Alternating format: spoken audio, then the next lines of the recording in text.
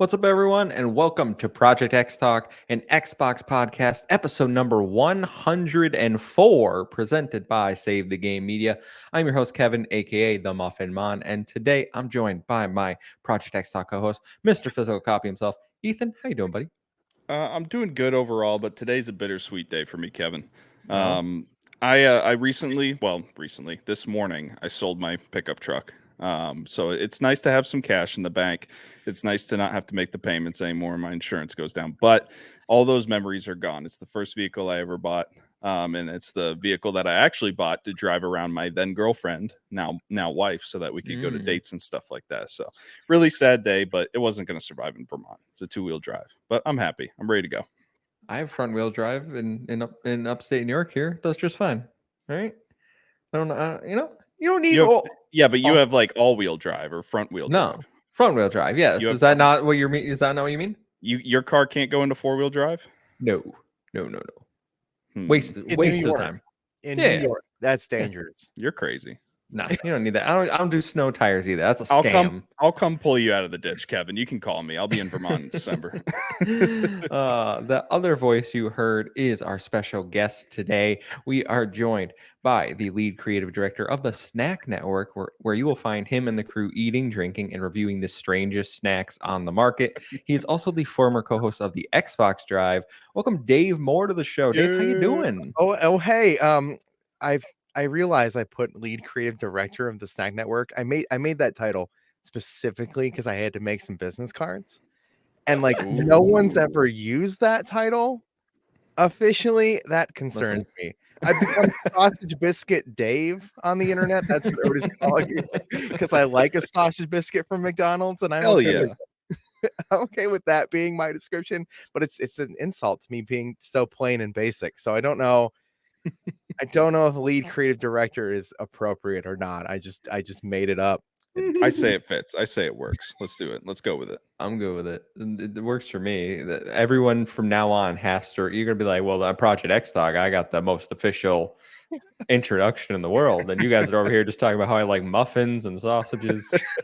You guys need to start calling me director now. Put your foot down. Yeah, exactly. Snack Network calling you out. But this is Project X Talk. Remember, you can catch this podcast usually live every Thursday at 5 p.m. Eastern time right here on YouTube. If you can't catch us live, we post every Friday morning on your favorite podcast service. So while you're over there, please drop us a rating, whether that's on Apple or Spotify. If you leave us a 5-star review, we will read it live on the show. If you'd like to interact with us more, please come join the Discord. The link is in the description down below. We have lots of fun over there talking about fitness, games, movies, everything you want. So please come hang out with us. Tons of fun. And I'm going to do this for the next couple of weeks, but Taylor and myself will be going to Rome, New York for Extra Life weekend, first weekend in November. Our Extra Life fundraising page is live. It's down below for the Phoenix Overdrive Extra Life team. Please, if you can, any donation support, help the sick children. That would be so greatly appreciated. But I'll be there as well. We can make the Muffin Mon taste a muffin on the Snack Network. Hell yeah, let's do it. I want to see it. I really just want to play Rock Band with people. I heard something about Battle of the Bands, and I was like, I'm all for this. Let's make it happen. We'll talk about Rock Band for a minute because I'm former living room clutter co-host, whatever. I wish we could just stream Rock Band the whole time. I just want to say that publicly. Like, Rock Band's my favorite video game ever made. Everybody says I hate video games. I love Rock Band, but we can't stream it because the music they're like, just kidding. Yeah. There's a licensing agreement. I just want to complain about that. Hi about people on the internet who take down videos for using music that would only promote your music to other people. Hi. I love Rock Band. My one friend has spent probably $2,000 on just DLC songs. I think I've spent about the same. It should be my library of songs that is coming to Extra. I didn't even know you could spend that much on Rock Band. There are about the number changes with delistings and things. There's about 2,500 DLC songs. Wow, that you can buy. So you could spend $5,000 on DLC. Yeah, because they're $2 each. Doesn't seem like much when you're buying. No, when you buy You go, oh, it's Friday night. We'll buy 3 songs. You spent $6. No big deal. Yeah. And then you do that for a couple years and you realize you have like 1,100 songs in your library. And then you start breaking down that math. You go, oh, That's where you make the mistake. You don't break down the math. It's like me looking at my bank statement for DoorDash. Like, no, I'm not looking at that. don't think about it. So the only reason I know is because when Rock Band 4 came out, it brings over all the regular songs and none of his DLC came over. We're like, what are we doing wrong here? So we had to figure out how to get the DLC over. So then we finally figured it out. It said importing like 1,100 DLC, whatever. And I was like, that's $2,000. And it's funny because like some of the songs we literally bought just for memes, like a bunch of like the new metal tracks that we would never play or like don't even enjoy. We're like, let's just buy them. Like it's hilarious to just have them. Why do we have the cover of Eric Cartman doing Poker Face? Got it. Yep. It's just like it's on there, and at the moment you're like, this would be great, and then you play it once, and you're like, I never want to play this again. But like, it's in your library, so. But those SpongeBob songs are bangers. Were they just putting everything on Rock Band back in the day? Still are. New DLC still comes out for Rock Band 4 every week. Every single week, yeah. Wow. They announced 3 songs this morning as of this recording. It's great. Damn. We should make that a weekly segment, Kevin. What songs are dropping on Rock Band? I could do that. I could come in and do that. That'd be great. Going live to our special Rock Band correspondent. Yep. Every week I just hit Dave up for like a little clip, like 30 seconds, like him just scream. You know what the Family Guy clip when they go to like the weatherman and he's like, just yelling. it's just Dave screaming with songs. I'll just go to really loud bars, like just like really loud like music venues and just scream with rock. Oh, I love it. Awesome. That would be awesome. That's a great segment. Oh man. Well, Dave, we are here to talk about some Xbox stuff. So as I do with all guests, I want to know, what was your first Xbox and what is your favorite Xbox franchise? I mean, this is gonna sound okay. So my brother got an Xbox, like an OG Xbox at launch-ish window, right?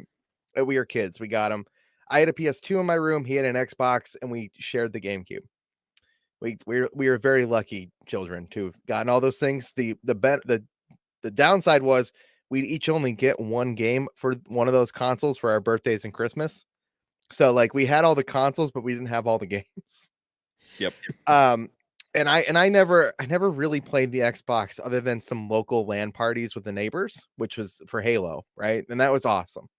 360 came out. I basically missed it completely because I was diehard PlayStation. What a mistake. Now and then Forza Horizon 3 comes out for Xbox One, and then there's the Rare Replay stuff and just another collective stacking of games for the Xbox One. And then I'm an adult with my own disposable income. And Sean Capri says that Forza is the greatest racing game of all time. And I go, I like racing games. So I go buy the cheapest Xbox I could possibly buy. I go buy a VCR Xbox One with Forza Horizon 3. And that's my first Xbox, like literally making my own personal profile, doing the whole thing. And I love Forza Horizon 3 and 4 and 5. And I will continue probably just to buy Xboxes for Forza Horizon games. Wow. At this point. But I am personally, like I played Halo, I played the big ones, but it was never my first console. So the Xbox One VCR 500 gigabytes was my first one, and I immediately regretted it not buying the nicer one because it's a much better console than my junk PS4 at the time. I used the VCR Xbox One the entire generation. I was chugging. That's choice, I guess. When I would launch a digital game, it would sound like a jet engine just taking off. I thought I'm just gonna play Forza on this, right? I'm not going out to buy and play every single game. Like if it comes on Xbox and PlayStation, I'll just keep buying on PlayStation. That's where I've been buying for years. Little did I know that immediately after I just used that console and its UI and everything, I was like, this is so much cleaner, better. And just my PS4, I sent in like 3 times for like HDMI problems. I have no great PS4 controllers. They've all come with their own problems. Mm-hmm. I upgraded to the Pro specifically just to get away from the base PS4 that I had because I just couldn't stand that piece of crap. And so I moved to Xbox, and I'm very happy in the Xbox Game Pass world now. Like, Who isn't? I just sample games. I don't really play them, so it's like it's perfect for me. Oh, we're the opposite then. I complete every game I basically start. Kevin plays the most terrible games to finish. Once I finish Proteus, it'll be 76 for the year. You're nuts. I can't do it. I love your answer though, because like Forza Horizon, I think that's the first time we've heard that as somebody's favorite, and somebody starting in the Xbox One generation. That's not something you hear often. So it's good to hear. No, I'm aware of the everybody fell off the 360 and was like, no, PlayStation's where it's at. And I'm like, every PlayStation console after the PS2 has progressively gotten worse. And that's where I feel. And I know I'm kind of in the minority there, but like the PS2 is probably still my favorite console of all time. And then PS3, like I loved Rock Band. And I look back and I go, I like Rock Band, and I liked all the HD PS2 collection games. And so Forza actually was honestly getting an Xbox and getting Forza was like a realization that like there are new games that come out that I can fall in love with and put tons of time into and enjoy them. So that's awesome. That's a great answer. I don't know if we've had anyone say Forza Horizon yet. So. No, I don't think so. Love when people are. We've had a few people, Halo. I think a few Gears of War, but it's Forza. I like when there's a variety in the answers. So, before we go any further, I have to do the Patreon shout out. I almost forgot to do it, but forgot. Wouldn't be here without you guys. So if you want to support us and get early access to all of Save the Game Media's content, like No Limits, our PlayStation show, Frame by Frame, I Hate My Friends, our Nintendo exclusive monthly podcast, Save the Game Boy, you can a bunch of other exclusive stuff. All right. You can head on over to patreon.com/Save the Game Media. Choose the tier that's right for you, just like our current Patreon supporters. So shout out to Bucky Blue, Hopple, Alpaca Tom, Amon, SAZ, Fabulous Brianna, Brianna's mom, Brianna's brother, Brianna's wife, Anna Hudak, and Nikolai at Night. Thank you all for your support. We appreciate every single one of you. Couldn't do it without you. So now that we've got that out of the way, why don't we get into housekeeping, and we can start like we do every week by going around the room and asking one simple question. That question is, what you playing? So Dave, you're our guest. You get to go first. What have you been playing? Platform does not matter. I mean, I feel like I'm on an Xbox show. I should talk about Xbox. I played the Forza Horizon 5 Hot Wheels DLC. It's fun. It's very fun. I want more documentary style stuff in Forza, decided. Like, I just want like more narration about like the car I'm driving. Like, this car was invented in the whatever. Like, I like this Hot Wheels history thing going on. I'm down. And please give me more of that, because I don't care how cheeseball it is. It's awesome. I played Disney Dreamlight Valley because it's on Game Pass, only because it's on Game Pass, and I put 400 hours into Animal Crossing, so I probably should like Disney Dreamlight Valley. I found the game just kind of clunky and awkward, and just kind of just like, oh, go back to my house to refill my energy for no reason. You want to clean up these vines? Yeah, I mean, it's basically picking up weeds, but you get tired. I didn't understand how to fish, and I was like, cool, I'm never coming back to this. And then a week goes by, and people are like, what's the greatest game ever? Disney Dreamlight Valley. And I'm like, is it though? Is it? And so that's where I'm at with those are the games I played. I will say Disney Dreamlight Valley. I am also one of those people that have sunk way too much of my life into Animal Crossing. And I did play a bit of Disney Dreamlight Valley, and yeah, it is pretty clunky. Like, it's definitely has some issues, and I think they're slowly working them out. My wife, though, completely addicted to the game. I think she's put like 40 hours into it. She absolutely loves it. She loves Animal Crossing too. I don't know what she sees in it, but hey, I'm happy for her. I booted it up in front of my girlfriend because she loved Animal Crossing. She put 900 hours into Animal Crossing. Nice. I booted it up in front of her purposefully to be like, hey, you might like this. I know you say you don't like games, but like you definitely do. You've put you're passing me in Pokemon Go. You put 900 hours into Animal Crossing. I'm pretty sure you secretly like games. You just don't, you're not playing the right ones. And I'm pretty sure you'll like this Disney Dreamlight Valley if you play it. And then because it was so clunky, and when I get frustrated with like just game jank drives me nuts these days. She was pretty much like, I'm just gonna pretend like you didn't play that at all. I'm like, okay. I mean, it's here, it's on my Xbox. I'll leave it here. I think you should probably play it. I think you'll like it more than me. And she hasn't done it yet. No, she's not gonna. Yeah, She's decided to start rereading Harry Potter, so that's a commitment. Wow. Okay, interesting pivot, but I have not. I'm as Ethan knows, I don't like those Animal Crossing style games. I'm very much of the opinion like I don't want to play a game where I do chores. It's just not me. Not for me. I loved Animal Crossing until it became doing the same things over and over and over. But I mean, I did put 400 hours in. I had a great time, and denying how much I love it would be false. One of the underrated games that never gets talked about is Tamagotchi Life on the 3DS. Love that game. Absolutely love that game. And it's just an apartment full of your friends' me's doing weird stuff.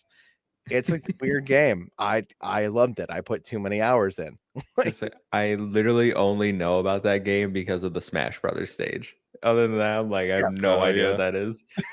There's an apartment building with me's and we fight in them, and I'm like, okay. All right. No, you'll like, all right, so you put all your friends' me's, okay, in this apartment building. Everybody's living together, and you'll go into your best friend's apartment, and he'll be like, I need to tell you something. And you're like, oh, okay. And he's like, can we go up to the roof? This is really a secret. I don't know how to feel about it. And you're like, sure, we can go up to the roof. And he'll be like, I really, really like the way chips crunch. And then he just like walk away, and you're like, I don't know what I just witnessed. I don't know what this conversation was. And it's just continuous interactions of that. And I don't know why it's appealing. That sounds like chaos. I love it. If you still have a 3DS, that game is probably dirt cheap. He's saying it like a deviant way, though. Like, I really like the way chips crunch. You know what I'm saying? Yeah, no, it's weird. It's weird stuff, man. All right. Well, Ethan, what have you been playing? I've pretty much been playing exclusively the Halo Master Chief Collection. I remember. Did we talk about Halo last episode? Was it? I don't remember. I forget. We talked about Halo at some point. It might have been offline. But it kind of got me going. Like, I don't have any games to play right now, and I would really love just to jump back into some old campaigns. So I decided to jump back into the Halo 2 campaign. That's the first one I want to do because that's my favorite Halo of all time. Halo 2. My favorite Halo 2. And my God, this game just holds up. I mean, the level design is insane. It's awesome. There's so many unique aspects to this game that you don't even see in any of the other Halos going forward. I think the story is the most compelling out of all the Halo. In going into 343, every single Halo game, Halo 2 has the greatest story. And yeah, it's just an absolute blast. And the other thing about Halo 2 is it's not afraid to be difficult. This is definitely the most difficult Halo campaign. I think I booted up Gravemind on Legendary because I remember hearing that that's like one of the hardest missions to do. And it spawns you right at the start in the middle of a room with no cover and two like brute elite guards just laying down fire on you, and you die instantly. And I died like 4 times in a row, and I'm like, I'm not going to do this anymore. That's the mission. You remember when was it Moist Critical that had the Halo 2 the lasso challenge? lasso no run? death. That is the level that people were like, it's impossible because of this level. Because sometimes you'll spawn in when the screen is still black, and then you'll just get murdered. Like, you won't be able to do anything. It's gonna get murdered. That is exactly what happens. The lasso. Yeah. And not only that, if you're able to get out of that situation, you got to deal with 3 waves of enemies. in order to get to the next checkpoint. It's absolutely nuts. But Halo 2, absolute blast. And then the other campaign I wanted to try out was Halo 4 because I've never played 4 or 5. So I finally decided, you know what? I'll bite the bullet. We'll try out 343's mainline Halos. Halo 4, not going to sit here and tell you that it's better or as good as Bungie's Halos or Halo Infinite. Halo 4 is the only Halo I've never even played. Like, yeah, and I feel like not that's a even a lot little of bit. people are like that. And that's definitely how I was. I will say though, I don't see why it's hated. I guess I should say it's fine. Like it's a Halo game. You get your gun and you shoot enemies and you go from, you know, map to map. There's waves of enemies. You kill them. The story is okay. It's kind of surface level. It's nothing to really write home about. But I don't really understand the complete hatred. And I wanted to talk to you about it, Kevin, because I know you can't stand Halo 4, and I want to get some insight on it. Yeah, so from a community standpoint, I think Halo 4 at this point in time isn't nearly, I wouldn't say hated. It's kind of like they realized like, okay, it was an okay campaign. Right. Multiplayer, I think, is where people have the big issues because they did try to make Okay. it like Call of Duty style. Me personally, I think the game is hot trash all around. I hate the Halo 4 story. It is so dry and boring and painful for me to even get through. I didn't like I could look past the change to this new weird art style from Halo 3 to Halo 4. I was like, all right, whatever, I can get by that. But Halo 4's campaign is like, do you want to fight the same boss 3 times? Is that fun? Is that a good campaign structure? You know what? It isn't. And you know all the new enemies? Trash. They're poorly designed. They look stupid. The new weapons are bad. There's nothing enjoyable about the experience for me. Yeah, the new weapons and enemies don't really add much to it. I will say I'd rather be fighting Sentinels and Flood. Can I ask a real question about the Halo story? Yeah. Does anybody give a shit? Like at all? I think a lot of people do. Like don't get me wrong, like I had a great time and I've always played the campaigns co-op. So Halo Infinite, I'll probably never play the campaign, basically, is what they've told me. I've never thought like, man, the Halo story, that's the reason I'm here. The reason I've always played Halo is either playing online with friends to play multiplayer or playing through the campaigns co-op or like the childhood LAN parties. Like I don't really know. Maybe I missed the reason everybody loves Halo, but when people complain about the story, I'm just fascinated because I've never thought that like Halo 1, 2, or 3 had the greatest compelling story in the world. And on that point, I do want to say I loved Halo Infinite's campaign. I love the gameplay. I love the grapple hook. I love the enemies. I love fighting. I love the open world. I could hardly tell you a thing about the storyline in Halo other than like there was a different Cortana. Like I really don't remember it much. Like what do you mean, bro? You get different Cortana. You go fight not the big brute that kicked your ass, the second command brute that it sounds like you don't know much either. And you get a bunch of flashbacks, and then at the end you have a new Cortana. All right, like okay. Oh man, I shot and killed dudes. Man, I can't believe those enemies are so poorly designed. I mean, that must be the story's terrible. They had to create new enemies, and we don't like them as much as the other ones. Oh man, the story sucks now. Like, I don't. But the story of Halo 4 does suck because they're like, are the Prometheans or whatever got locked away in ancient time? I'm like, no one cares. I won't remember Halo 4's story, but I will say I do remember Halo 2's story, and I will continue it. I did really like the story in Halo 2. The other Halos, Halo 1 through 3 is a good story. Like overall, yeah, it's a pretty decent story. I think Halo 2 is where it like really picked up, though. Yeah, I agree because you get the Arbiter, and the Arbiter story is awesome. Yeah, you get the Arbiter, you get Gravemind, like that weird tentacle monster that makes you uncomfortable. But can like see into Halo your soul. 5, like you haven't played Halo 5 story, but Halo 5 story is very much like, okay, like it's just here. I felt that way about all of the stories. I think we played these games are different. Co-op, yes, but multiplayer I didn't care about. Halo is definitely a gameplay first game for me. Like it's all about matchmaking, custom games, hanging out with the buddies, you know, that sort of thing. It's story is definitely, I think, something that I've paid more attention to as an older adult. But when I was like a younger kid, it was all about gameplay. And even now, I'd rather be playing multiplayer than campaign, if we're being honest. I love SWAT for Halo Reach. I still think that's the best thing. So I've been playing a bunch of that too. It's a blast.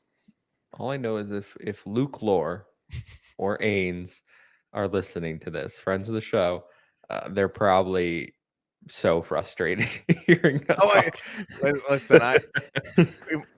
Listen, let's clarify. I shouldn't be talking about Halo.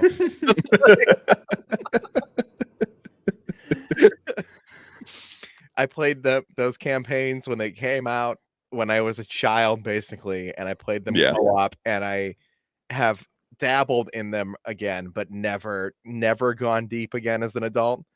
I played Infinite a couple nights and thought, man, this multiplayer is still pretty fun, but I don't know what.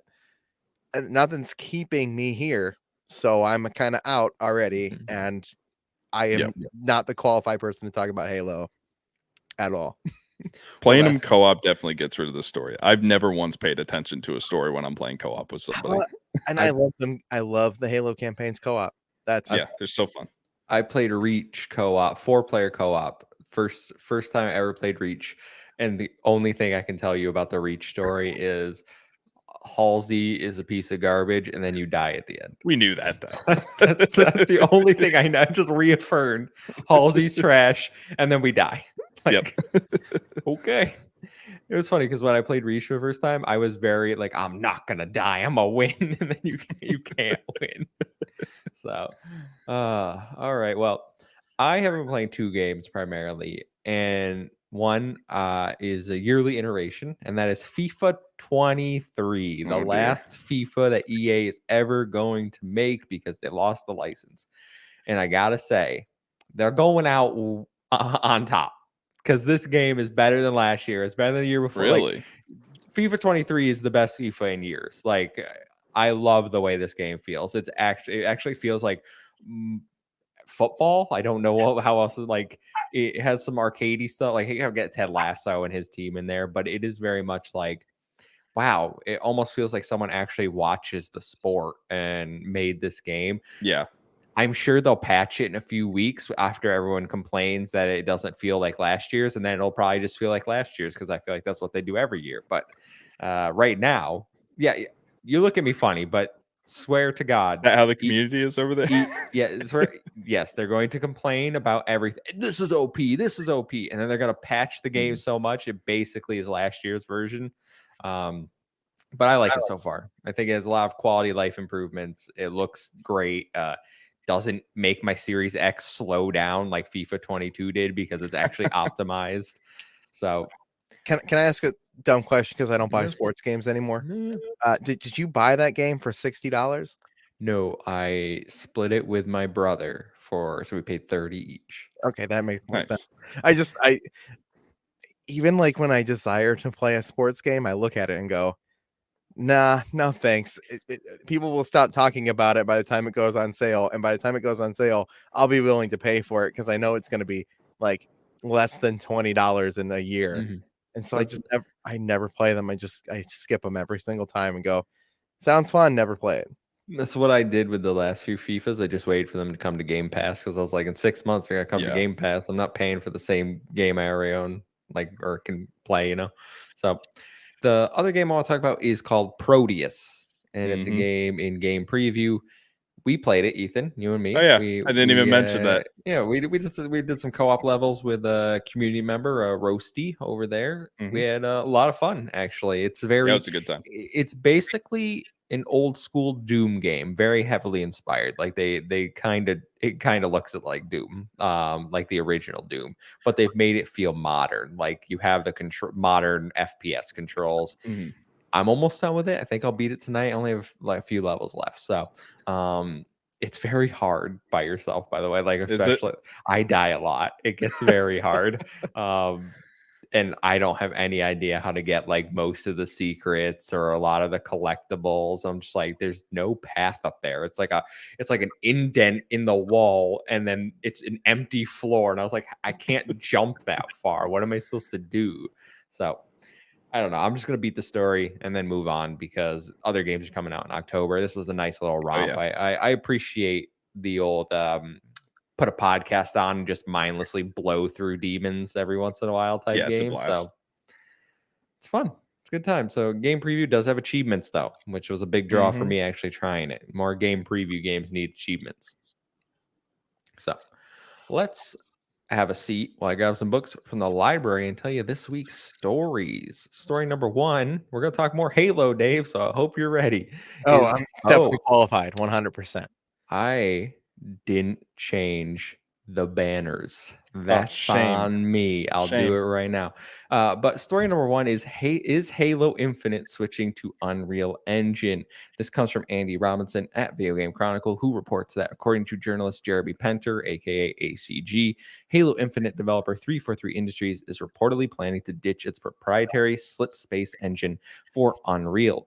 ACG wrote on Twitter, quote, I can only confirm that many sources are saying this and very clear that it's already been decided and Halo is for sure switching to Unreal. It's unclear whether this would imply switching Halo Infinite to a whole new engine or if it means future Halo games would be on Unreal. Although according to Jez Corden of Windows Central, Infinite is 100% not switching. This would just be for future titles. So, Ethan, how you feeling here before I go over to Dave, who's giggling? Yeah, I don't think there's any chance they're going to switch a game into a different engine while it's currently a live service multiplayer game. That just doesn't make any sense to me. So I think it's safe to assume that Jez is right on that front. But in terms of them switching to Unreal, I'm pretty in support of getting out of proprietary engines. A lot of them it just feels more right to have the game community and game developer community using the same engine, because then skills can cross-pollinate across studios and people actually know how to work on it instead of having to train people up when you hire them. And then, it slows everything down and there can be a lot of hiccups. As I know, there were some issues with the slip space engine at launch. It had to do with technical aspects that I am not qualified to talk about and that I don't think really impacted my game at all, at least from what I noticed. So I'm not really a big anti-slip space engine person, but I just think it's good for the whole industry to switch to Unreal or Unity or have these bigger engines actually take over games and to get out of this proprietary hole that a lot of development studios have been getting themselves into, like CD Projekt Red. So I'm happy for them. Dave, you were giggling. I'm not a game developer, so let's make sure that all these statements have nothing to do with game development, because I don't know what you're talking about. There's absolutely no way. The headlines are ridiculous. There's no way that any game would change engine after release mid like the fact that is even implied in any of this is just complete nonsense. We'd like to establish that Halo Infinite was delayed for an entire year from its release. This game is a disaster fire with what its development. The game came out and didn't feel done when it came out a year after it was supposed to come out. So that's weird in itself. If we're even talking about future Halo games, we're still talking about, I don't know, 5 minimum years probably from now. So what's it matter whether they're running on Unreal Engine 5? They're probably not. They're running on an Unreal Engine 6, right? So this is just a nonsense article. And like the fact that we can even debate whether this means anything is questionable in my mind. I think it's great to move, game development to a bunch of unified engines, that everybody knows how to develop for and use. I also wonder if that takes away some of the uniqueness of creativity and things that like certain studios can do with their own proprietary engines. I don't know. 343 has clearly struggled with Halo. We talked about this in the Let's we've been playing. People dislike Halo 4. People disliked Halo 5. People dislike Halo Infinite. And a lot of that conversation comes from the feel. Is moving it to the engine that every other game plays on going to make people feel differently? I don't know. We'll find out, I guess, in 5 to 7 years when we get Halo Infinity Deluxe Edition complete. Like,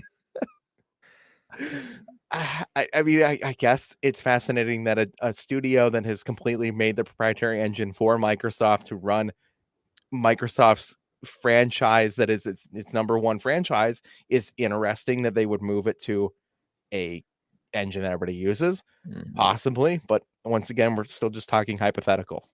So does it matter? Who knows? We'll find out. So I was looking through Ains's tweets, so a friend over at Season Gaming who I trust about Halo news. He's very tuned into the community. He has said multiple times, and this is one of his tweets: 343 has tested Unreal before. They decided against it as it doesn't work for Halo. And you can correct me if I'm wrong, but Certain Affinity isn't developing Tatanka in a vacuum. It's being co-developed with 343. Jez says Forge is 100% definitely in slip space. Tatanka is in slip space, 50-50 on the future. It's very much for me. If they're going to switch, it's for undoubtedly future Halo games. I don't know how I feel about that. I know, Ethan, you're over there like we should all move to Unreal because Unreal is the gold standard for game engines in the industry, it seems like. For me, I don't think slip space is the problem because the game feels great. Halo Infinite is amazing.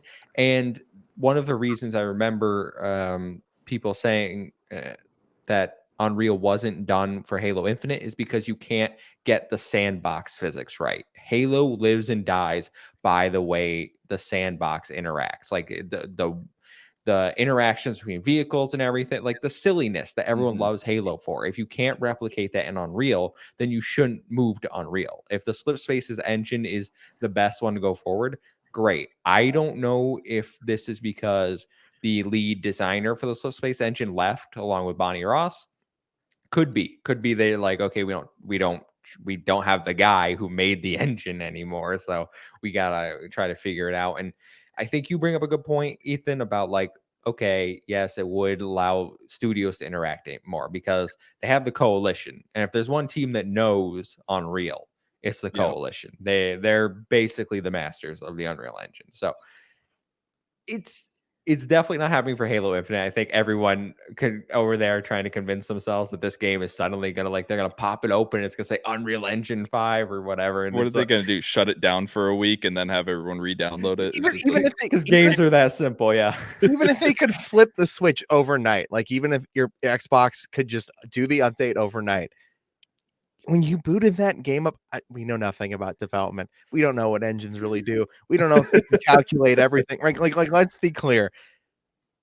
Even from everything I understand, when you would boot that game up the next day, even if everything was there, all the assets, all of it, it would still feel completely different. Can you imagine?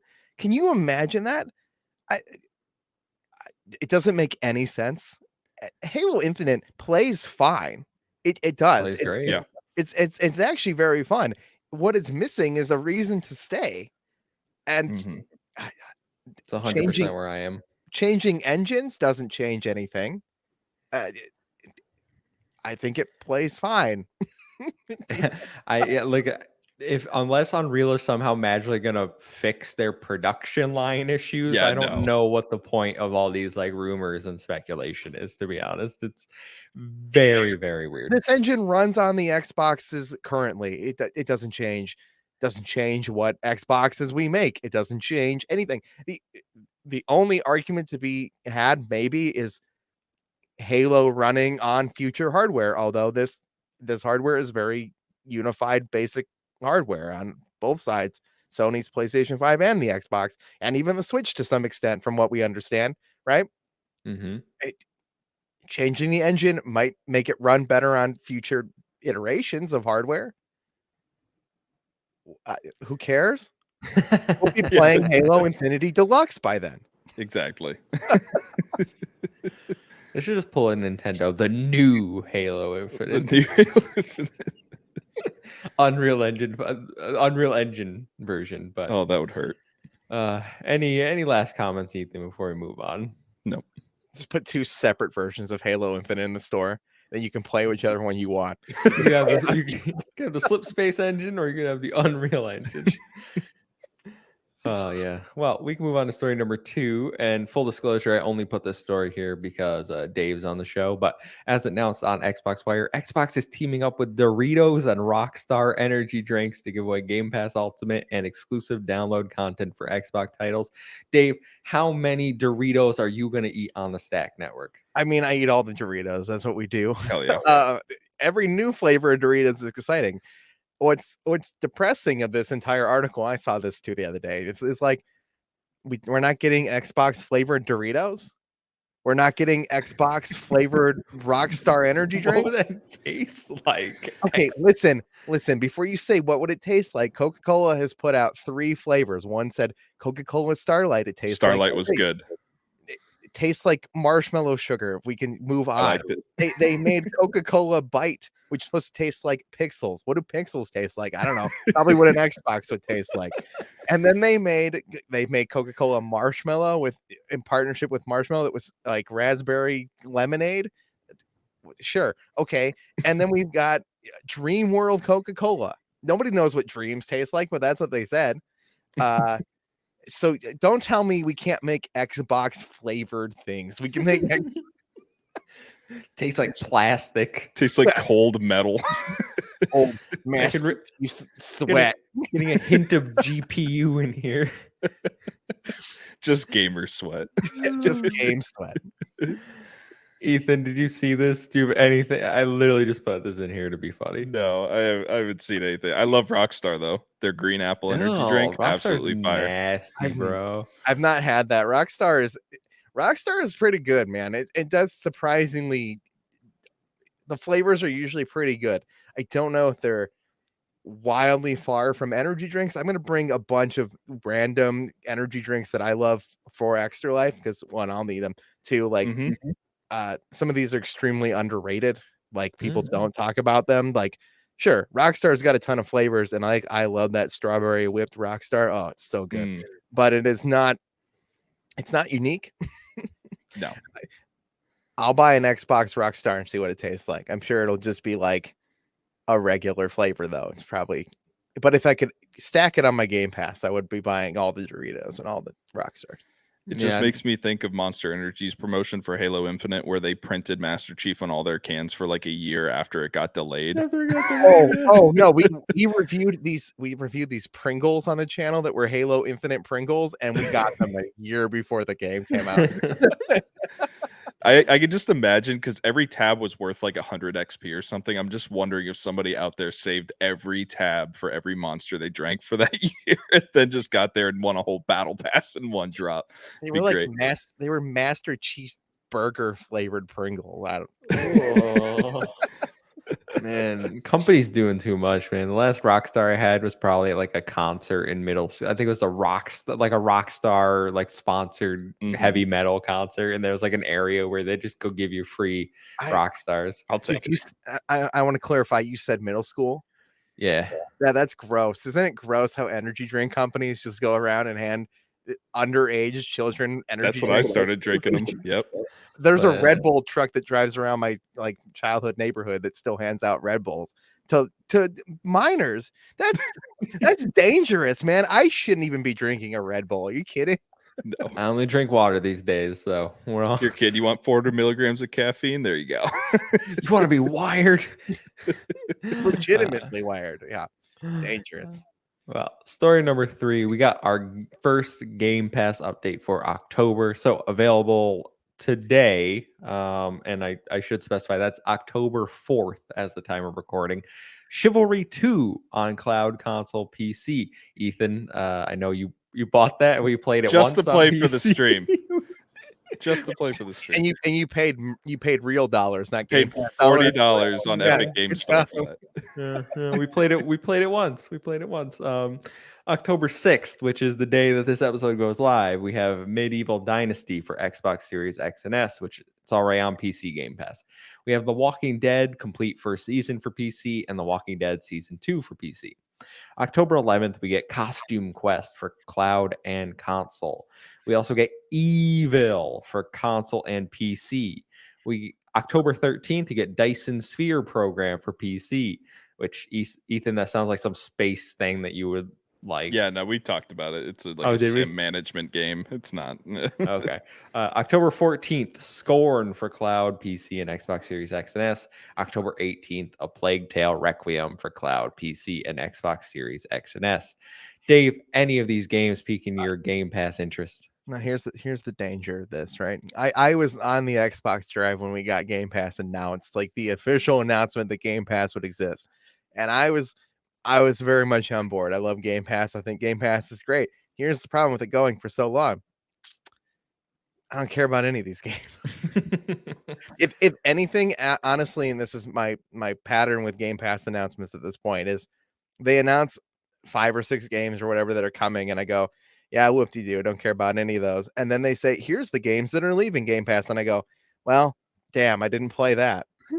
Yep. If anything, I'm more disappointed that games are leaving Game Pass than I am positive that the games are coming. And that doesn't make me say Game Pass is any less valuable. Like, I love Game Pass. I think it's great. And I very much dislike when people say Game Pass is a problem for the industry moving forward. I think it's actually a positive thing moving forward. But that being said, we do go a couple months in a row, especially when there's holidays and things where they can sell real games to us for real money, where we get announcements that are just kind of, sure, a game I will never play. Thanks for adding it to my Game Pass.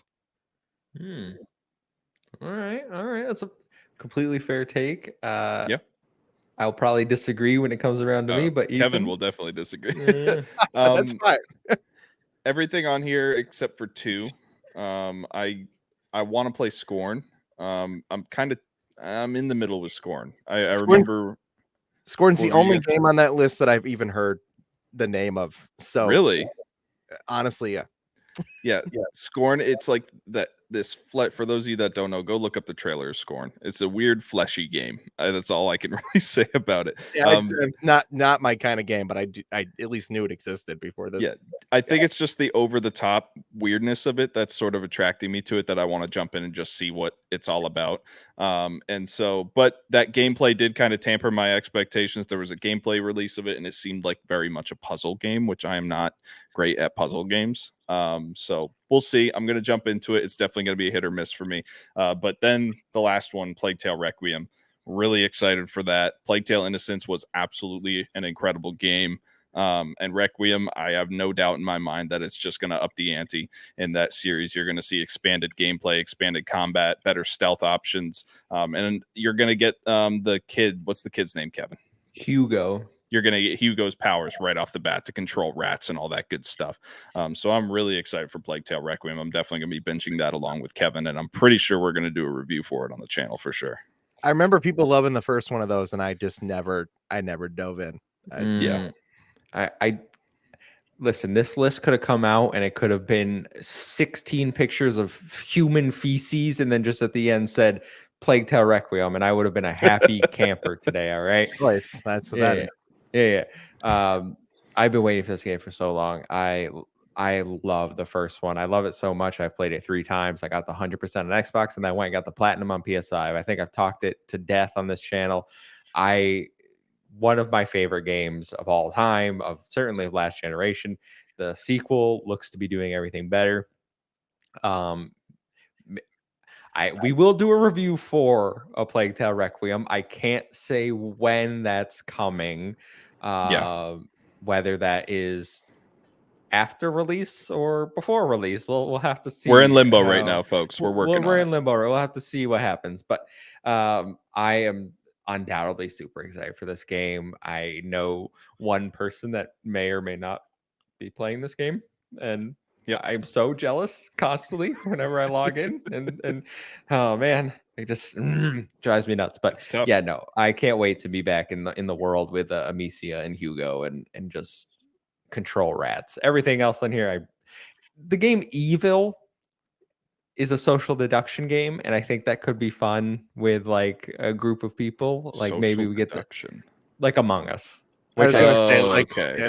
Yeah. I still want to play with like the Save the Game media crew or whoever, but nobody ever wants to play. Oh, I'll jump on with you, Kevin.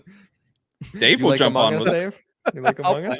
I'll play. I'll play Among Us. I have a group chat with my old coworker who she made a Discord server called Murder Party. Okay, and every day because she's working from home now, so she gets to. I just see Murder Party Discord. Just, hey guys, we're gonna play Among Us tonight again. I'm like, well, I realize I guess I could play Among Us every night if I wanted to. I don't really want to. I like that game though. It's very fun. It is very fun. I played it a lot during the pandemic, and now it's kind of like it's a struggle to get anyone to come. But if you could get a group of people, it's so much fun to play. We played, I won't say who.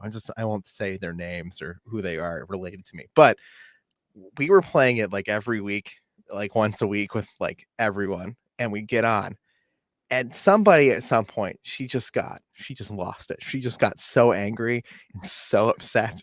And we're like, all right, like you have emotionally gone past what this game is worth. You need to chillax, all right? And we're all like, all right, we probably just shouldn't play anymore. Like in general, like we're good. Like we've kind of played this out. And she's the only one in our group that'll be like, hey guys, you want to play Among Us this week? It's the addiction cycle. Like, I mean, maybe, but I don't know if we want to play with someone who's this invested. It brings out the demons in people, that game, I will say. I just like lying to people. There's a clip of me I played with Mav over at Fun Speculation, him and his crew. That I lied to them, so I literally just clipped it. I lied to him so bad, and then I was with the one person who trusted me and just started laughing before I stabbed them for the win. You're terrible. I love lying to everyone in that game. Like, I just don't understand because like why'd you believe me? I just said absolute nonsense. I love playing the imposter, and my best game ever was I just killed like 7 of the 12 people who were ever playing. Like I knocked them out so fast, as quick as possible, and for some reason no one caught me, right? Like no one saw me do it at all, and I was like, this is wild. And when the meeting got called and they saw everybody was dead, they were like, I mean, Dave says he loves killing people, and he's definitely laughing too much. But there's no way Dave could have killed all these people. Like this is too good. Like, I love being an imposter, but I'm terrible at it. I think the first time I played as an imposter, I stabbed a dude, and literally right after 3 guys just walked into the room, and then I just see the emergency meeting thing hit. I'm just like, oh, I'm bad. Bro. No. Fun game. It's a fun, stupid game. So if you're interested in those evil, that's one. Maybe if we can get some people to play, that might be fun. But why not? We can move on to story number 4. The Medium is getting a TV show. Previous Xbox Series X and S timed exclusive The Medium, which launched January 2021 to mixed reception, might I add, has announced by Bloober team today that an agreement with Platige, I don't know how to say this, Platige Image has been signed to develop and co-produce a series based on the game. The game followed Mariana, a medium living in the world, helping souls find peace and uncovering the secrets to her past. Guys, I loved this game. I know that might be a hot take. I know a lot of people absolutely did not like this game. I loved this game, not for the gameplay, but for the story. So I think if there's a IP that I would like to see turned into a TV show, this one is okay by me. I will tune in and watch. I mean, we all know that if we're going to pick an Xbox franchise to do a TV show, it was not Halo. And especially if you're going to just rip off Master Chief's helmet in the first episode. I don't have a watch problem. Out, Dave. I got flamed for saying that, I don't want Master Chief face reveal. Listen, I have no problem with the face reveal happening.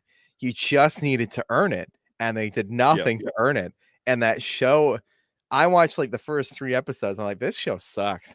I'm not watching. You didn't even get to Master Cheeks. That's not a thing. You're lying to me right now. He has sex with a human woman. Master Cheeks. You see his butt. Yep. It's great. It's great, Dave. Wait, you're listening. Hold on. Let's clarify. You're telling me that not only did I have to see Master Chief's face, which I never really wanted to see, nor do I care that I saw it, right? I had to see his ass too. That's just great. And another Spartan's cheeks. There's multiple Spartan cheeks in the show. I feel like I'd be more okay with that. Yeah, that's fair. we did a episode by episode review of that series. And most of that episode was just talking about his cheeks. Yeah, I'm just most gonna of go this- back now. Now I'm going back. Yeah, if you ever just want to, if you don't even need to watch, they're only like we do like 20 little minute recaps, so you could just go listen. Yeah. You don't even need to watch the show because No, you honestly, you don't. probably shouldn't watch the show.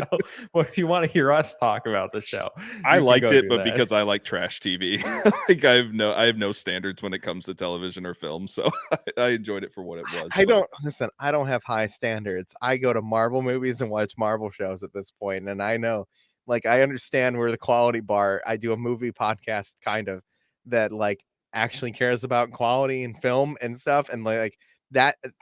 My sides are watching those movies and then watching Marvel stuff. Mhm. My bar doesn't make any sense anymore. But even the Halo, come on. Mhm. Like, although maybe I went in with the wrong attitude because I don't think I ever wanted a Halo show. No, as they're I've already- gaslighting you. They're gaslighting you, Dave. Don't get yourself the victim complex. Right? They did this to you. versus the Last of Us TV show, which is a game that I can't even play it. It's just too emotional. Like it rips me apart It's a rough game. on too many levels. I'll never get through it. Right, which tells me I can never watch this TV show because I mentally, physically, everything cannot handle it. I don't think Xbox has a franchise that's even capable of hitting those emotions. Mhm. I feel like Gears of War could do it in the right setting. I think we talked about that last week, where Gears of War absolutely needs a TV show or a film adaptation, because I I've think heard- it's there.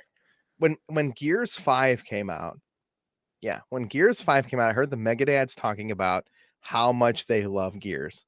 Mhm. And so I was like, I'm gonna boot up Gears and play it. I don't get it. Oh, I like I- Gears 1 through 4. I never played any of them when they came out until 5 came out, and I just don't get it. And maybe that's me, but I will say the old Gears, like if you're playing the 360 version, they definitely aged like milk a little bit, like just the movement and the combat and stuff. I can't even drink milk. It's I had to drink Mountain Dew and milk on a Snack Network video. I'm done. I'm never drinking milk That's ever. rough. But real quick on the medium, Kevin, I'm kind of with you on it, but kind of different. I love the Okay. medium. I love the story of it. I love the gameplay. I don't think the story could one for one translate into a TV show. I think what they should do is use the concepts of the medium that were introduced to the character and use that as a stepping stone to make a different show, like in a different setting. Because I really feel like that could hit. I don't know if the story from the game could really translate well onto the screen. For a video game, it was great. But in reality, it was just a person walking into a hotel and having a bunch of flashbacks and visions. And Well, she's I don't- also being chased by the creepy monster that Troy Baker did the voice for.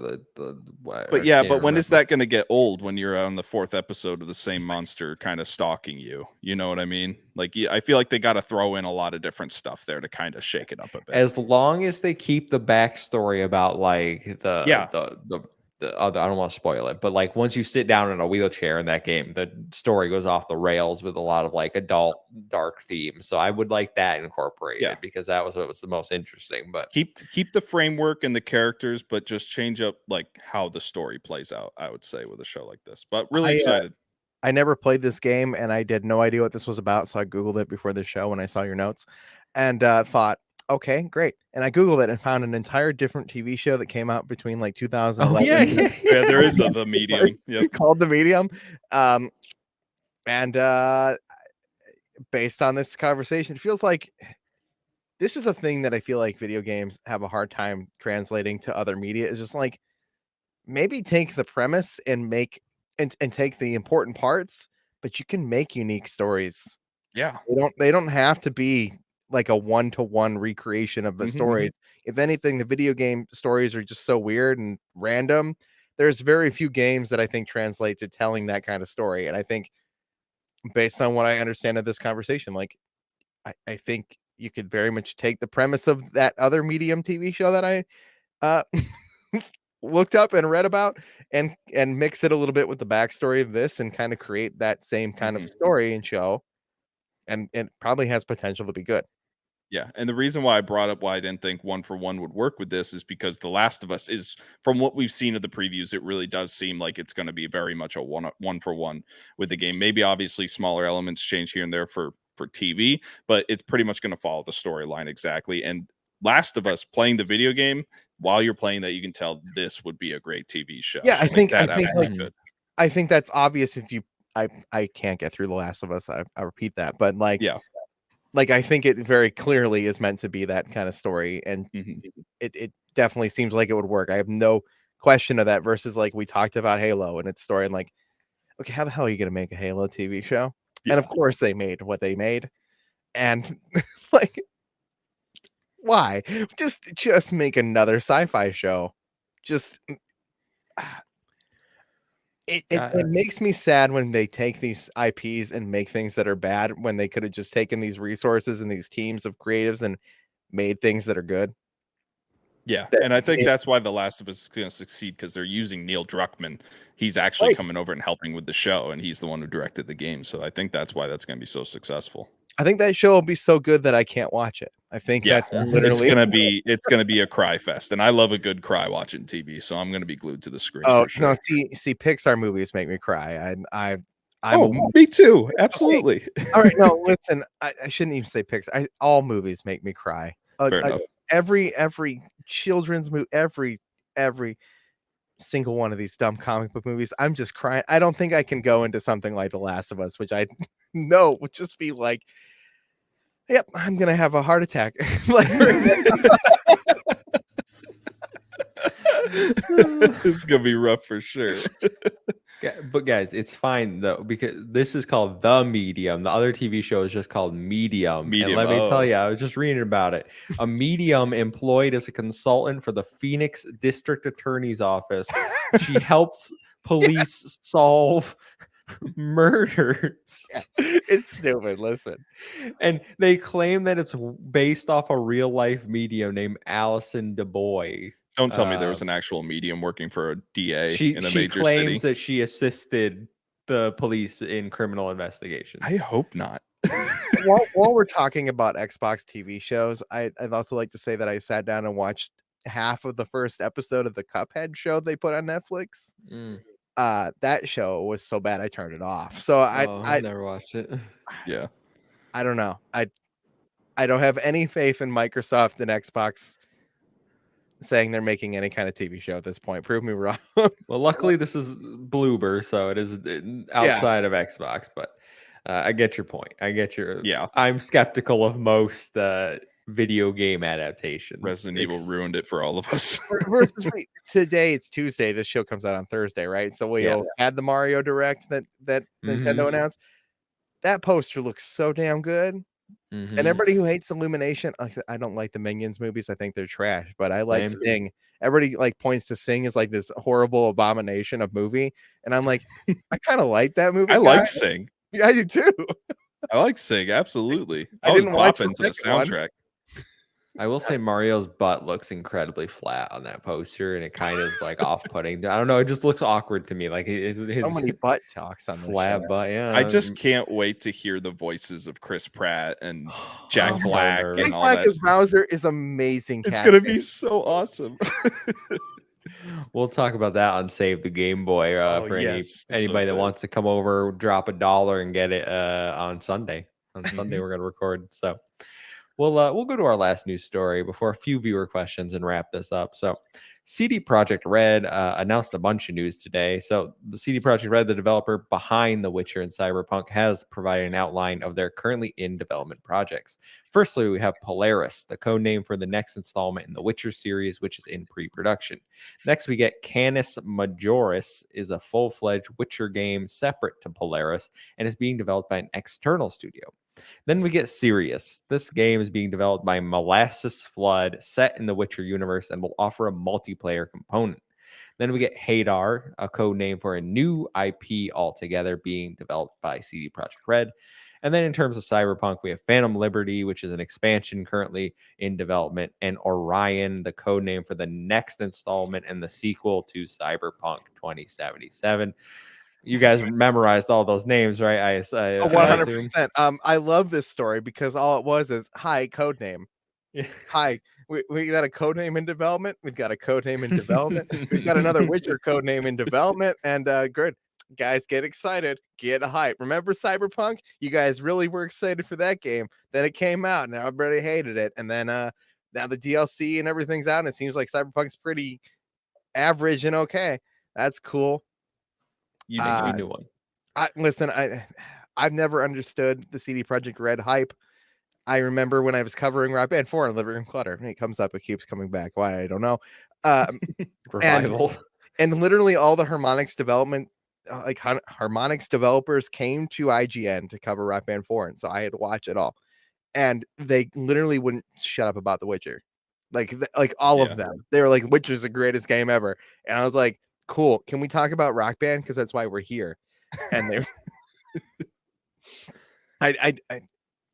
Cyberpunk looks cool. I bought it. I think I got it for $7 at GameStop. Physical, a physical copy with like 3 discs or something stupid for Xbox. I never put it in. I'm never going to. It's just gonna sit there. So I gotta say, you like CD Projekt Red. I do. And I think it's funny. We just came out of their last game, which released in a broken state, and there was a lot of controversy of crunch culture. So how do they respond? Let's make 3 or 4 games at once. Yeah, like what is that?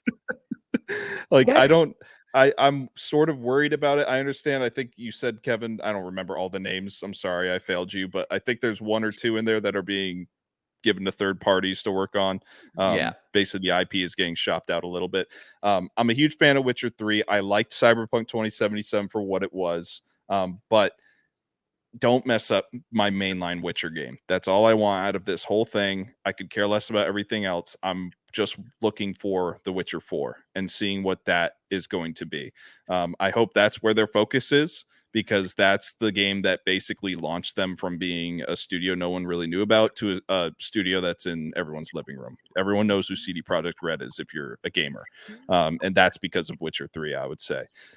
So I'm tentatively excited, but it seems like they're working on a ton of stuff right now, and that sort of worries me because clearly they had a lot of issues working on one game. So we'll see.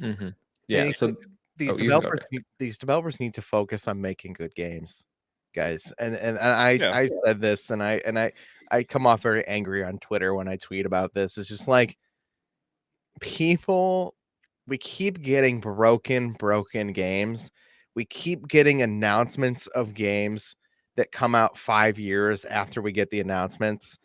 And like when they come out broken and they take forever to come out, and everybody stops talking about even the good games a week after they've come out, like the state of gaming and hype and everything concerns me. And then CD Projekt Red steps in here after releasing what was a broken game for 2 years, just like Rock Band 4 was broken for 2 years. They come out and they're like, hey guys, we're making 5 games. And like, what are we supposed to take from that? Like, am I supposed to be here excited that we're getting another Witcher game? Like, obviously we're getting another Witcher game. No, you're getting 3 Witcher games. Let's one of them's gonna be a Gwent single like game. Let's be real here. So I'm not worried about that. But let me ask you something, Kevin. And even like really, when you sit here, if we didn't know this story didn't come out, or even this story comes out, and then 5 years from now they come out and they show The Witcher 4 and they say it's coming out in 4 months and it looks amazing and it comes out and it works, wouldn't you be much happier than you would be if they talk about it for the next 5 years? We get these tiny little news nuggets and it comes out and it's broken. They take 2 years to fix it and it's finally working and it's good and everybody likes it 2 years after it came out. Wouldn't you have been just happier if they announced it 4 months before it came out and it was perfect? I would have been, but I think, to their credit, and I think this is something that every development studio has to deal with now, is if you're working on a game like The Witcher, something that's so iconic and so loved by the gaming community, it's gonna get leaked. It's gonna come out eventually. So I feel like more and more game companies I think that's why Bethesda put out that title card for Elder Scrolls 6, just to say basically, yeah, here it is. We're making it. We don't need to deal with the leaks. We don't need to do all that. then just be open about this. Just be transparent. It's like the GTA leaks, right? Like that's who cares? It's not even a leak. It's not even really a leak. It's pre-alpha footage that some kid put out on the internet to get some clout that he's never gonna get out of. He's just gonna be the He's kid in jail now. Yeah, right. Exactly. Like what's the positive in that? Nothing. But like, there is something for Rockstar to just publicly say, "Hey, we're making GTA 6, and here's." Sakurai did this with Smash Brothers for a while, and just like post some images, just be open with your community, show things as you're working on them. I think when games are broken and ugly and in early development, I think if developers were constantly showing us like improvement and change, I think we'd all be more understanding of how, this is a rough model and shape of what the characters look like. This is not what it'll finally look like. But when we finally do see those transitions and those changes and this open honesty, I think it's great. But when you put a game out 5 years before it gets announced, the studio that's making it talks about it very little, if any at all. They show up on an occasional interview, and then the rest of the stories we get are all just leaks.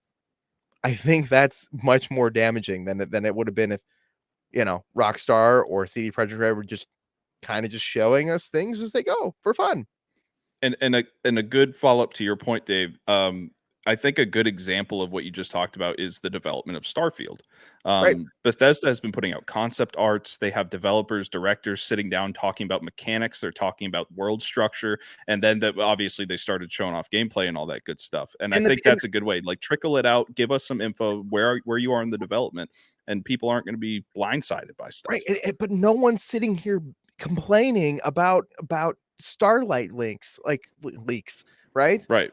So no one's sitting here going, "It looks broken. Can you believe this footage that got leaked?" Everybody's just kind of waiting in anticipation for it, and the people who are eating up in the excitement for it are getting that from the developer that they want. Right. Like I think that is probably the better example. I'm gonna be real with y'all. Yeah, I have yet to like a CD Projekt Red game. I I've never even touched well, one. you don't like open worlds, Kevin, so they're probably not your jam. I tried Cyberpunk and I was like, this is not for me. I've tried The Witcher 3. That was definitely not Witcher for me. 3 is even a though very I big love open world high game. fantasy. Hearing all this, I'm like, do we really need 3 games set in the Witcher universe? Cyberpunk sequel, I guess, makes sense, especially before these tweets. They were like, the Witcher series has sold 65 million units. Cyberpunk has sold 20 million. Like, obviously, a sequel makes Here's what I gotta say financial sense about the 3 Witcher games. I very much believe that it's just going to be a straight game about Gwent, like how a Hearthstone came out or something. It's going to be like a mobile Gwent game or something. The other one is probably going to be a remake or a remaster of one, and then the other one's going to be the main line. So another remake of a game that came out like 8 years ago. Yeah, Cool. it's a trend now. So I hate it. I absolutely hate Ethan, it. I will say the game being developed by Molasses Flood, which CD Projekt owns, that is in the Witcher universe and offering multiplayer component.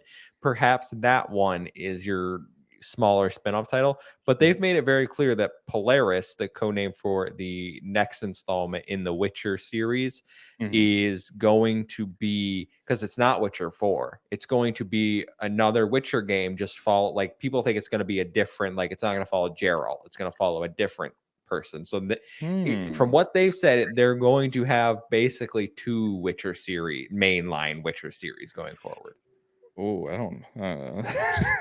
don't like the sound of that. At least that's how I interpret it. I hope this new IP is something maybe I would actually enjoy, but I don't know. It might be good. We don't know anything about it. But no idea. These games will come out then over the next 15 years. 2030. Yeah, half of these games are coming out on PlayStation 6, guys, and this is the thing that like drives me bonkers, that we're 2 years into this generation and all we can talk about is games that are coming out 4 years from now.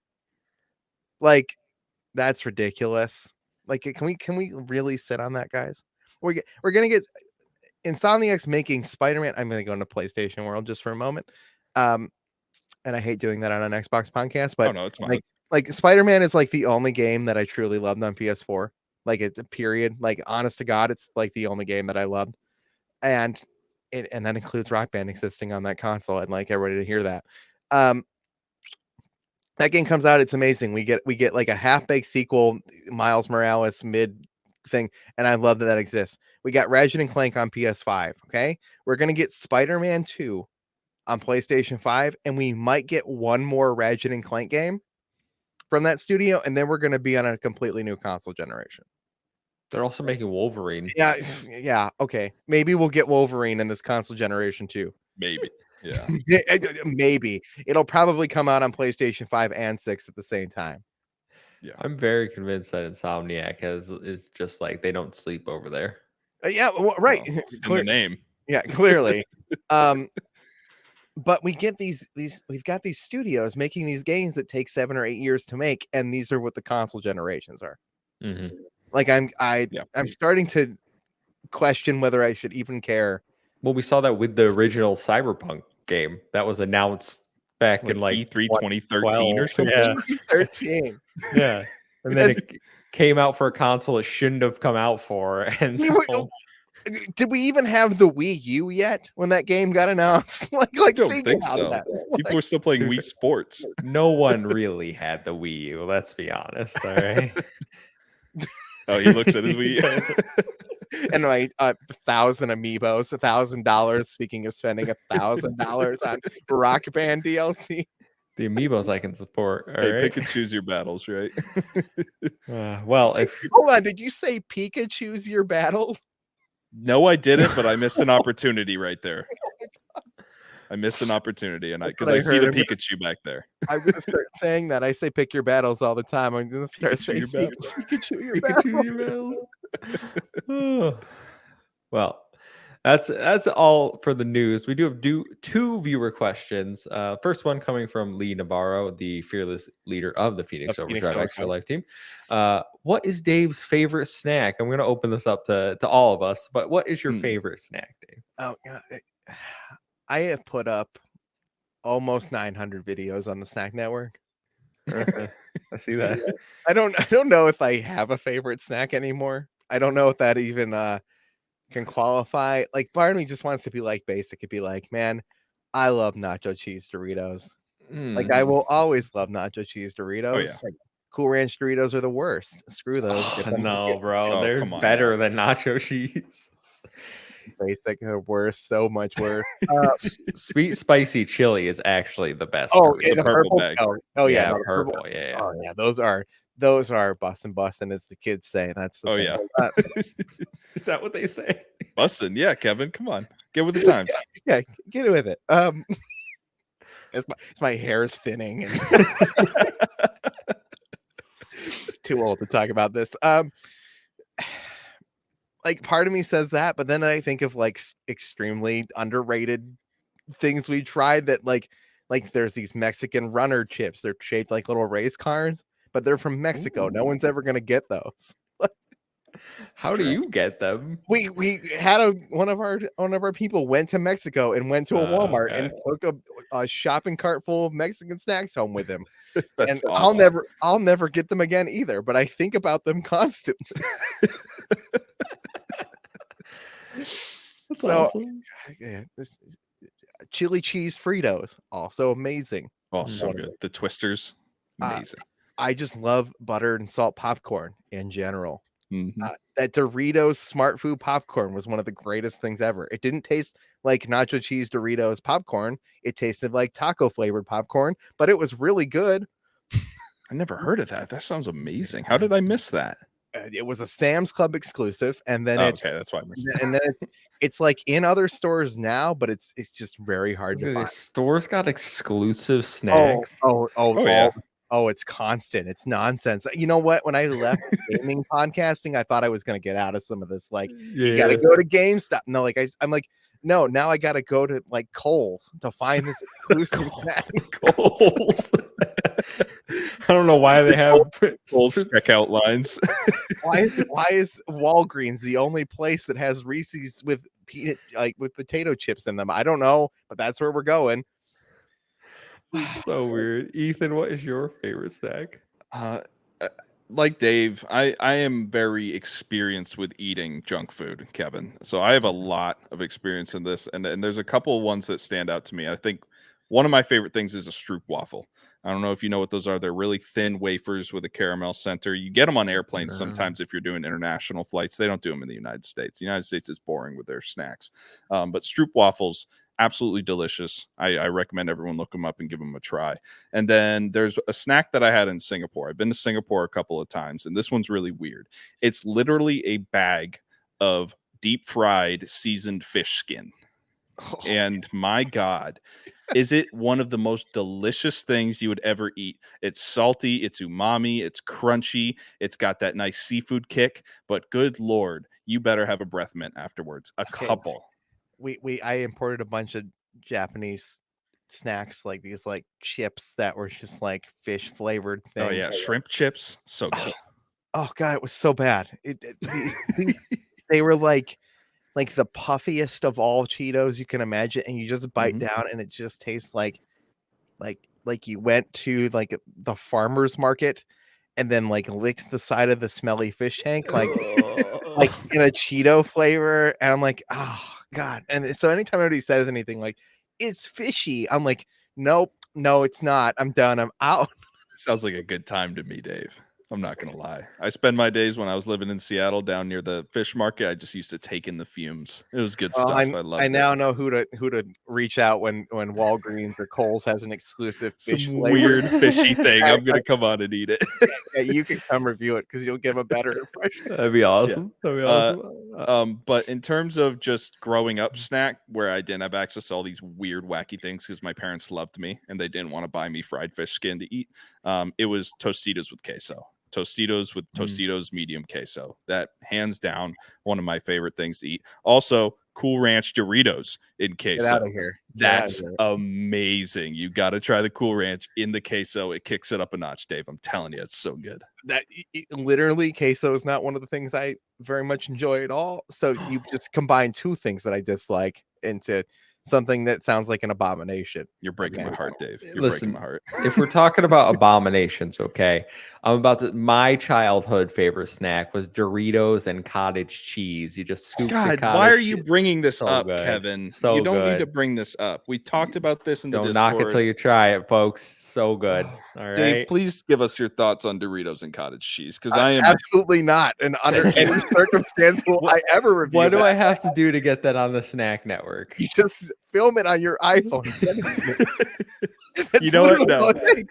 I absolutely need to see some professionals that are experienced in reviewing snacks give me their thoughts on this. I would love to see a Doritos and cottage cheese episode. If Gavin sends me this video, okay, you send me this video, and we put it up, I'm pretty sure Grouchy Surge, the fat man in Vegas, will one up you in some way. So like, send it to me, I'll send it to him, and then he'll do it. I'm gonna have to find some non-dairy cottage cheese now, because can't eat that. You can't, because cottage cheese is just spoiled milk, Kevin. I'm sure it's out there. I'm sure they got non-dairy everything these days.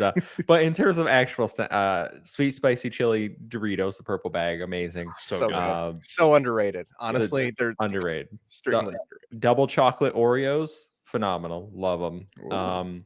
And then those popcorner chips. The popcorners are good. Oh, the cinnamon sugar. Have you had the cinnamon? Oh God, they're new. They're brand new cinnamon sugar popcorners. Oh, so good. It's just like buttery and cinnamon. Oh, I've only found them at Circle K, which is once again. Love Circle K. Circle K is awesome. That's not even a store I have. No, you don't have Circle K's, Kevin. Last one is wasabi and soy sauce almonds.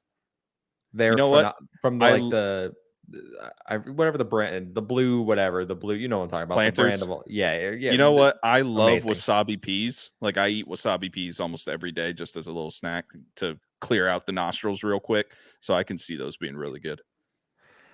All right. Well, we got some snacks to find. I'm going grocery shopping this weekend. I'm gonna look for some. I'm going grocery shopping tomorrow. Non-dairy cottage cheese. Oh man, so good. I will film that. But our last question comes from Taylor. He says, if the Xbox One and Don Matrick weren't a complete disaster for the first 4 years of the console's life cycle, how different do you think Xbox's approach would be today, if different at all? I think we would still have day one Game Pass, first-party titles, but with a greater emphasis on Xbox as a multimedia box rather than a game console. I also think their acquisition activity would be a bit more subdued than it has been. What do y'all think? Dave, if the Xbox One hadn't been a failure. I mean, this is coming from the guy who jumped in at the Xbox One. So It's a success for him. Yep. I honestly, I use an Apple TV as a multimedia box. I think it's the cleanest, simplest device for that. And then my secondary is my Xbox because I think the apps and stuff run better on it than anything else. And then PlayStation 5 at a pinch, I'd be like, okay, we can try Netflix on this thing. Never would I use an built-in app on a TV ever again. That being said, I think I agree with Trevor. Okay. I think Trevor. Yes. That's some deep lore right there. Yeah, deep lore. You gotta be on the know. I think we would have gotten everything we've gotten with Game Pass. I think we would have gotten these things day one games. I think Microsoft, even if that hadn't gone over as poorly as it did, right? Like I still don't think I don't think it would have been beneficial in the long run to market it as the Xbox One, you're all in one box. Like I don't think that would have played out any differently. I think the Xbox One would have sold better in general. Microsoft would have been in a better position than they are. But I don't think them running it as this multimedia box would have helped them long term. Like I think they would have still had to be like, okay, we're actually not selling Xboxes because we only sell Xboxes to people who play games. So they still would have had to lean back into games and selling people who play games on it. No. It's the same reason Nintendo doesn't market the Switch as a multimedia device at all. One, they don't make it a multimedia device, but all they care about is games, and they continue to sell millions and millions of them. I don't think marketing the Xbox as a multimedia device, even if it had worked, would have convinced my mom to buy an Xbox. She uses the in-app TV built-in apps on her TV. Yeah, me too. Ethan, what are you feeling? I mean, I've said this before that I was pretty much removed from gaming for the entire last generation, so I'm not like too keen on all of what transpired. I just know it was a disaster overall. But I do want to say that I know the fact that it was marketed as a multimedia platform over games, like when the Xbox One first came out, which I think is really sad.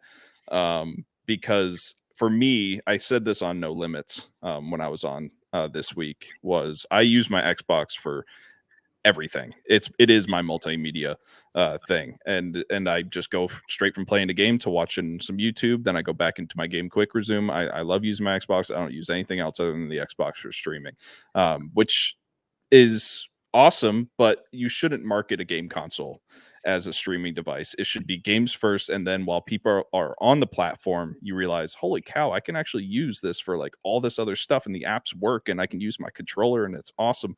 But in terms of all the drama and what analyzing what could have happened, I can't really speak on it because I wasn't in the know back in that generation. I was far removed from everything. So Kevin, I think you two should definitely speak on those things. Yeah, I think it's as simple as saying it would have done better, but it still would have ultimately been a failure compared to the Xbox 360 generation. Even if those first 4 years had to come out and done, because doing better is not hard compared to what actually happened. It would not have been hard to do better. Like it was an objective failure. So they come out, do better. They're in a better position, but they're still far behind either Sony or Nintendo. So I don't think it really would have changed. I still think they would have been looking for acquisitions. Maybe they wouldn't have been dropping 70 billion on them. Maybe they would have been like, okay, we're not that bad off, but ultimately I don't think it would have changed much. I still think they would have pushed forward with their current strategy. I don't think they would have had the games. I still don't think they would have had the games to back it up. I still don't think they would have done as well. I think we still would have been in the same position with Game Pass. I would like to say this though, is like the consoles, like the Xbox and the PlayStation, are truly the best multimedia devices we have. Like that's yeah. just truth. And even when my parents are like, our TV apps don't work, I go to my dad and I'm like, just buy an Xbox. Like, please, like, just listen to me. You would play MLB The Show. That's literally all you would play, Love it. right? Like, that'd be the only thing you play on it. That's fine. But use it for Netflix, use it for Disney Plus. It'll work better. It has the hardware to run these apps. It's a cleaner experience. And like, I don't think even today, I still don't think Microsoft was entirely wrong then. I think they messed up with DRM. I think they Sony Yes. being able to turn around a video the next day and going, here's how you share games. Yet, like, I still look at, we call you Mr. Physical over here, okay? Mhm. And I have this argument with my friend Jeff, who's completely physical games too. They don't matter. They don't matter anymore. Oh, Like, I'm fully aware. I'm just too stubborn. that's fine. And I can't get it through my friend Jeff's head that Yep. that I understand it. I like physical media too, and I will continue to buy every Switch game physical because it exists there, Mhm. right? And in movies I love, I will buy the Blu-rays because I will constantly own that Blu-ray. But with the internet checks that every single one of these games do, the patches they need, it doesn't matter whether I buy a PlayStation 5 game physical or not. It doesn't matter whether I buy an Xbox game. These are great media devices where we rent the privilege to use the things that we have. And that's just how it is. And Yeah. I think they messed up by telling us all that before they put the box out. But it still ended up true in the end. So Yeah. whether people like it or not. Very well said, Good Dave. points. Yeah. And on that, we will call it a show.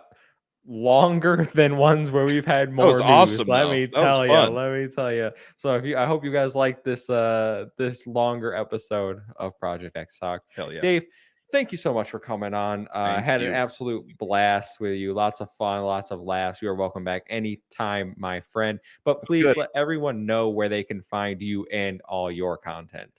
If you want me on more gaming shows, just reach out to me. I love appearing on gaming shows now. I just don't like hosting them myself. Fair enough. Yeah. But if you want more of me, all me and my friends and everybody in this community are welcome to also just come and try snacks over on the Snack Network. Mostly because when I started changing my content, we started trying to do a wide variety of things, and people latched on to the snack videos I put up on the weekends as a joke. We're like, we're gonna taste snacks on the weekend. We'll see how that goes. And people were like, this is hilarious. I went, tried a Big Mac, never had a Big Mac, okay, in my entire life. And it was horrendous and disgusting, but I still did it. And so I made the Snack Network, and it's just me and my friends tasting. We literally put up a tasting video every single morning at 8 a.m. So that exists. We try something new so you don't have to, or we tell you something like the cinnamon sugar popcorners that like you need to go get them. That's what we do. That's awesome. Everyone, make sure to go over there, check out his very fun content.